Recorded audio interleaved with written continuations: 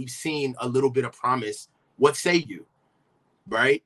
And I feel like the Niners know that with Brock, the coaching staff gets to restart their clock. He's fresh. He's going to struggle. We know Brock is going to struggle because it's inevitable. It's the NFL. Has nothing to do with Brock, right? We just know he's going to struggle. And when he struggles, they already have their canned speeches ready and their plausible deniability of getting him together because they can ride on the 8 games that he played against the bottom half defenses of the league, and we shocked everybody. So that's cool. But at the end of the day, they know that if Trey shows promise, then that running meter from 2021 starts back up again. And you know that promising quarterbacks don't get traded, man. Coaches get traded. Man, coaches go. Quarterbacks stay. Coaches go. You know the deal. So as soon as Trey comes up here and shows what they said they had, but they can't do anything with it, it's like, man, you know the deal, man. We're going to move on. And then also, let's just be real. You know, there's a conversation going around here like Kyle is the only person that can put together a great roster. It's like, man, he gave us the IP. We got the intellectual property. What I'll tell you one thing. If the next coach or regime that we look for, the number one thing that we're all going to be looking at is that he can develop quarterbacks. So we know what the problems are. We know what the missing piece is, and it's developing the quarterback. But you know that the best teams in the league, their quarterbacks don't run schemes. The offense is at the service of the quarterback. So that's our issue. We have a core issue on how we run our team, right? Our quarterback doesn't run the team. Our quarterback runs the system. The best teams that we go and play up against in the playoffs, their quarterback runs the team. So it's a completely different initiative. Okay, a couple things. One, Brock didn't beat bad teams. I mean, he beat the Commanders. They had the 3rd best defense in football last year. What was the Commanders' record? I don't know, but their defense was ranked. The number 1 defense in football last year were the Niners, as far as total defense. Mm-hmm. Number 2 was Philly. Number 3 was Washington. He beat them. Number 7 or 8 was Tampa. He beat them. Let's stick with Washington. So with Washington, he beat them. But what was his numbers against Washington? I don't know. I mean, I don't have them in front of me, but I mean, they won big too. I mean, my point is just that you can't say that Purdy didn't play good defenses. He played the 3rd best defense. No, he didn't play good teams. The 8th best defense. We didn't play good teams. We played this. We had the second. We beat Dallas, Tampa, and Washington, all top 10 defenses. Dallas, stop. Well, Dallas is, let's see, 1, 2, 3, 4, 5, 6, 7, 8, 9, 10, 11, 12. So he beat 3 of the top 12 defenses. He beat Dallas at 12. He beat Commanders. And he beat Tampa. Tampa was 8. Tampa was by far his best game, in my opinion. But he also beat Seattle in Seattle when he didn't practice all week. We limped across the finish line with Dallas, okay? And Washington is not a good team. No matter not a good team, but I mean they are a good defense. They were the 3rd best defense in football according to total yards. Yeah, I mean that's according to total yards. That's cool. We 3rd in total defense.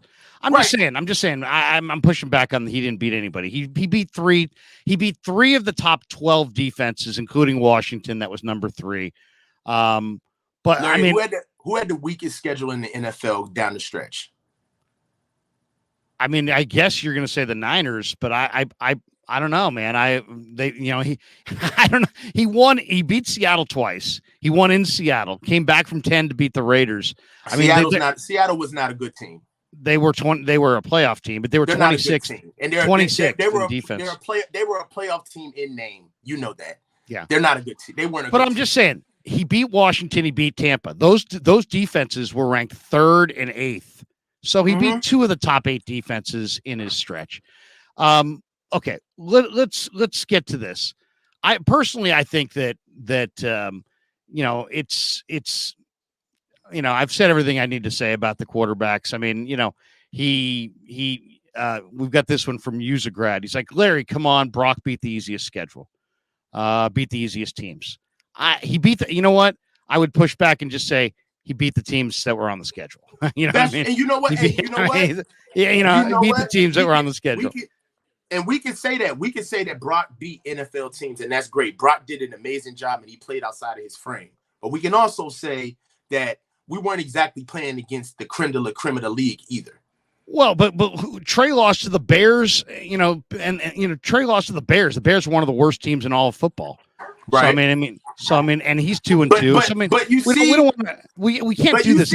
But you see how when we went to Brock, you immediately went to Trey. You see what I'm saying? No, I didn't immediately go to Trey. I'm saying we're having this debate between Brock versus Trey, and you're saying Brock didn't beat anybody, and I'm saying he beat 2 of the top 8 defenses in football, and Trey lost to the Bears. Mm-hmm. Yeah, I understand. Trey if we're going to talk about who played who, then it seems pretty relative. It seems pretty relevant to bring up the Bears. So let's do it. Let's do it. Trey's first very game, he played against one of the best defenses in the league when they played against the Cardinals. All right, and they scored near 0 points, I think, in the first half of that game. Right. When he was running all over the place, he looked like Mike Allstott out there. First career start. Yeah, so he looked like Mike Allstott out there. Trey also had an amazing game against the Texans. He had an amazing second half against the Texans. They were being shut out at halftime. Right, but hold on. We also talking about our third pick, right? We're not talking about Mr. Irrelevant who got fed the scrap reps. We're talking about a guy who's supposed to be developed and prepared for it. So hold on. So when we look at Trey on the field, one of the things that we have to understand about Brock versus Trey is that the coaching staff would love to put their name all over what Brock has done. But the facts are is that he didn't have enough reps and didn't have enough development for them to put their name on what he gave us in the first 8 games. What we do know is that every time we see Trey play, this is an indictment on Kyle's coaching, his quarterback development, and how they've gotten him together. So you got to look at the fact that whatever you see in Trey is what is the level best of what we can do with quarterbacks in this organization. Because Brock was Mr. Irrelevant. But I mean, somehow, if we're going to attack Shanahan for his lack of development of Trey, don't we have to credit Shanahan for his positive development of Purdy? The reality is that he's not really developing either guy. Just one guy was super developed because he played 47 games at Iowa State, and the other guy was super undeveloped because he barely played at all at North Dakota State. That's the reality. It's not really about Kyle. Kyle's a subplot to this whole thing. Kyle's just there to call the plays. I don't. Larry, how can we say that? How can we blame Kyle for Trey and then credit him for Brock? But I mean, he drafted both. He drafted both guys. One guy's played well. One guy hasn't played. Hold on, wait a minute, Larry. He's the offensive coordinator and head coach. How does this not fall at his feet, Larry? I need to hear this. Because you've got Brock Purdy playing undefeated football, so he drafted him. He drafted him. Are you really blaming Kyle Shanahan for Trey Lance's rawness? He drafted a raw quarterback. Oh no, and he's raw. I like the way you phrased that. That was cute. Not Trey Lance's rawness. Okay, I'm not blaming Kyle for Trey Lance's rawness. I'm simply asking Kyle, what have you done with his development thus far? All right, what have you done? Because as far as we're concerned, Trey went out to Jeff Christensen and got his mechanics together. So right now, Kyle is a subject matter expert at his scheme, right? But what we're asking is, what are you giving us as a football coach? Not an offensive coordinator, not your scheme, not a play caller. What are you giving us as a hands-on, tangible coach? That's what we need to see. And you can't tell us that you don't see enough of him and you're not putting him out there during games. Literally nobody in the league gets to do that. But we get to? There's just, I mean, once again, you've got 2 quarterbacks. He drafted both. One's playing well. The other is not playing or played very little. And we'll see this summer. As far as what's he done to develop him, I don't put a lot of credence into shorts and no pads. The games Right. played with pads. The game's about being live. When the quarterbacks are wearing the black jerseys and they're running around and you can't touch them, it's a totally different deal.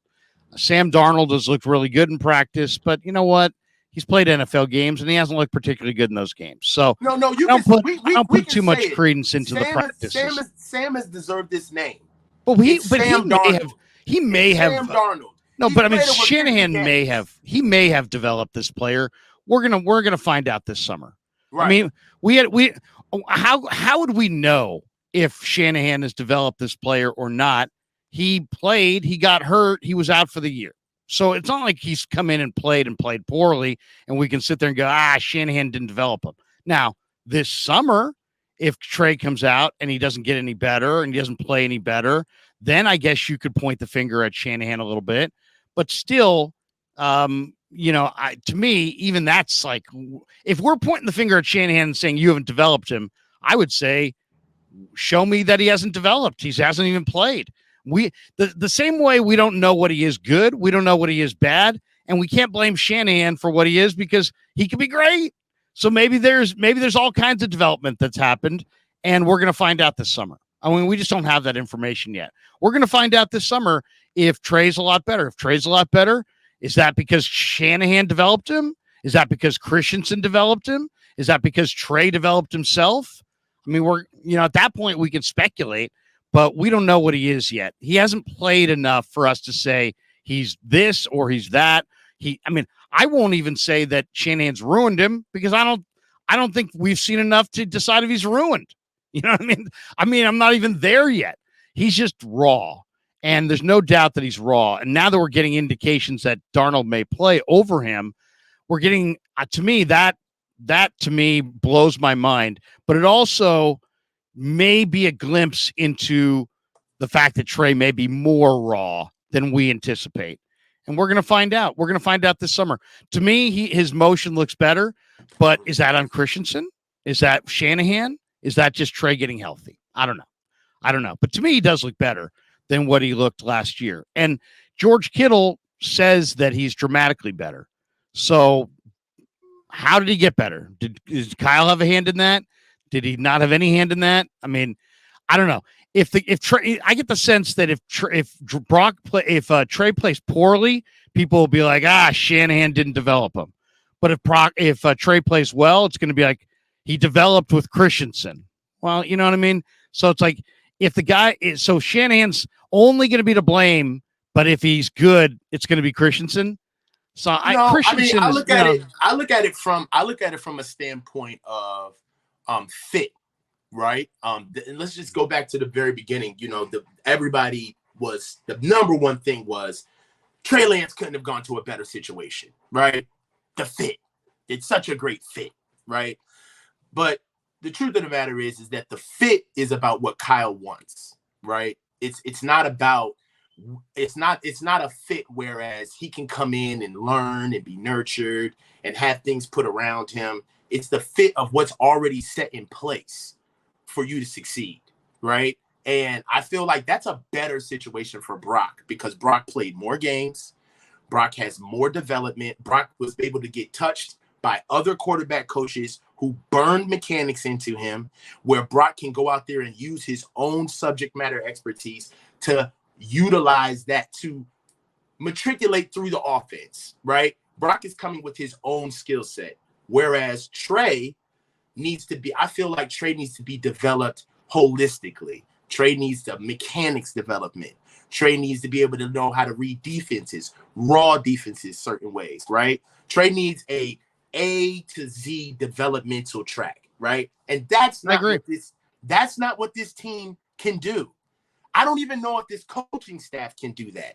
We don't even know if Coach Shanahan is good at teaching his scheme or if he's actually good at coaching. You know the difference, Larry.